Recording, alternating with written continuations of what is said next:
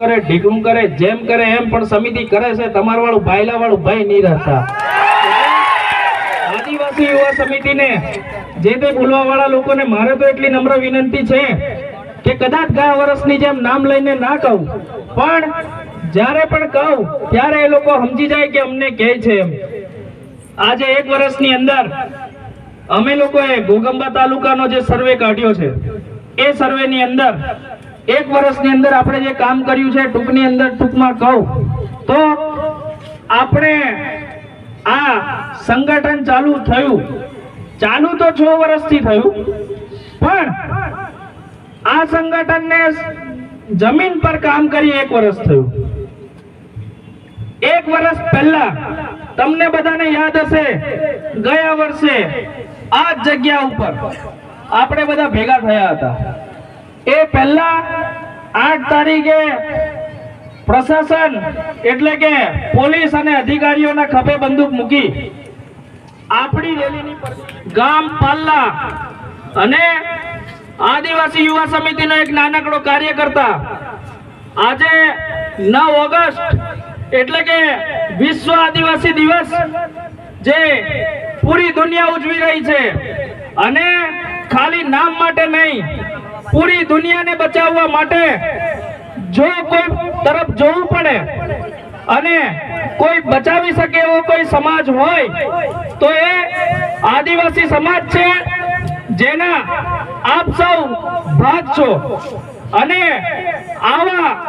સમગ્ર વિશ્વમાં ઉજવાતા એવા તહેવારની આપ સૌને આદિવાસી યુવા સમિતિ તરફથી ખૂબ ખૂબ શુભેચ્છાઓ। આજે ઘોગંબા તાલુકામાં આદિવાસી યુવા સમિતિ દ્વારા એક બિનરાજકીય કાર્યક્રમ થઈ રહ્યો છે। આપ સૌ જાણો જ છો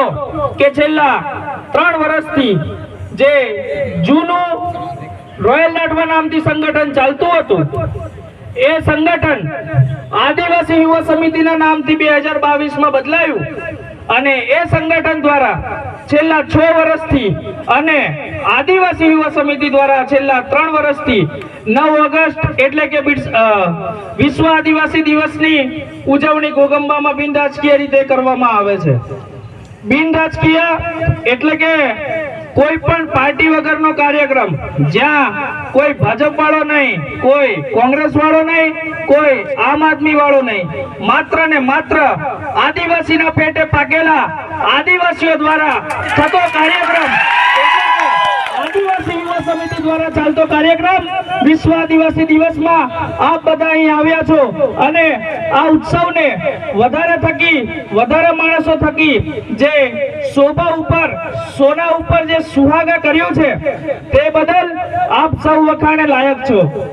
આજે કાર્યક્રમ થઈ રહ્યો છે તમને હકીકત વાત કરું મારો એક નિયમ છે કે મનમાં પહેણવાનું ને મનમાં રંડાવાનું મારું કામ નહીં, મારે જે હોય મોઢે કહેવા જોઈએ। મને આજે 1 વર્ષથી આ ઘોગંબા તાલુકામાં કામ કરીએ સમાજ માટે થયો છે। ઘણા બધા અનુભવો થયા છે, કેટલાક કડવા અનુભવો થયા છે, કેટલાક મીઠા અનુભવો થયા છે। કેટલીક વાર થયું છે કે આ બધું બંધ કરીને જતા રહીએ। મેં પણ કેટલી વાર મારા સમિતિના છોકરાઓ જોડે ઝઘડ્યો અને એમ કહી દઉં કે હું જતો રહું, પણ મારો એક અનુભવ રહ્યો છે કે જ્યારે પણ હું આ ઘોગંબા છોડીને મેં નાનપણથી મોટો વડોદરામાં થયો ત્યાં ભણ્યો ગણ્યો અને અહીંયા આવ્યો અને જ્યારે પણ સમિતિ છોડીને વડોદરા જવાનું નક્કી કરું ત્યારે કુદરત અને આ બાબુ દેવ ગમે તે રીતે મને કોઈ પણ બહાને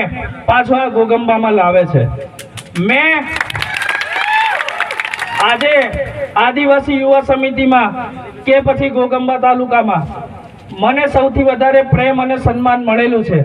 એ બદલ સમગ્ર સમાજનો હું આભારી છું। પણ આદિવાસી યુવા સમિતિ એ કોઈ એક માણસથી નથી ચાલતી। આદિવાસી યુવા સમિતિમાં પહેલા 500 જેટલા કાર્યકર્તાઓ હતા, આજે 1000 જેટલા કાર્યકર્તાઓ છે જે દિવસ અને રાતને એક કરીને અને સમાજ માટે પોતાનું છોડીને દોડે છે। 1 વર્ષમાં આપણે આદિવાસી યુવા સમિતિ સંગઠન દ્વારા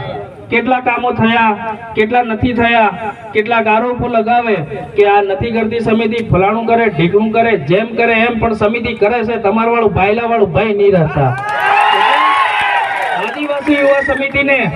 જે તે બોલવા વાળા લોકોને મારે તો એટલી નમ્ર વિનંતી છે કે કદાચ ગયા વર્ષની જેમ નામ લઈને ના કહું,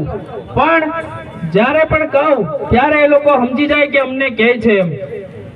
આજે 1 વર્ષની અંદર અમે લોકોએ ઘોગંબા તાલુકાનો જે સર્વે કાઢ્યો છે, એ સર્વેની અંદર 1 વર્ષની અંદર આપણે જે કામ કર્યું છે, ટૂંકની અંદર ટૂંકમાં કહું તો આપણે આ સંગઠન ચાલુ તો 6 વર્ષથી થયું,